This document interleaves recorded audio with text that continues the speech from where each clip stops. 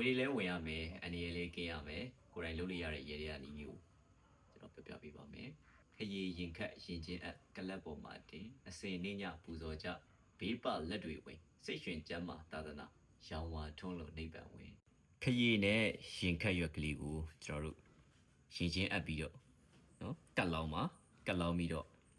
ကလပ်ကလေးပေါ်မှာတင်ပါကလပ်ပေါ်မှာတင်ပြီးတော့ခေါင်းလောင်းလေးဖိတာပါခရီးရွက်လေးကူးတဲ့အခါမှာတင်းလာနေမနက်9:00နာရီကနေ10:00နာရီခွဲအတွင်းမှာကူပေးပါရင်ခတ်ရွက်ကူးတဲ့အခါမှာတော့ဘူတော်ဦးနေ9:00နာရီကနေ10:00နာရီခွဲအချိန်အတွင်းမှာကူပေးပါပြီးတော့မှရင်ချင်းအထက်ပြီးတော့ကလောင်မှာကလောင်ပြီးကလပ်ပေါ်မှာတင်မှာပေါ်ခေါင်းလောင်းလေးဖိတာပါနောက်တိုင်းမှာခေါင်းလောင်းလေးဖိပြီးတော့ငွေဝင်ဖို့အနေရကင်းမှုဆူတောင်းတာပြုပေးပါဒါကအားလုံးပဲကိုယ်တိုင်ကိုယ်ကျလုပ်လို့ရတဲ့လွယ်ကူတဲ့နည်းလမ်းလေးကိုကျွန်တော်ပြပြတာပါဆိုတော့အားလုံးလုပ်ဖို့အချိန်လဲကျွန်တော်တို့မအားဘူးဆရာကြီး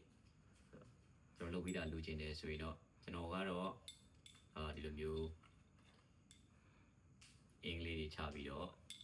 စီရော်တွေနဲ့အင်ချပြီးတော့မှတေချာ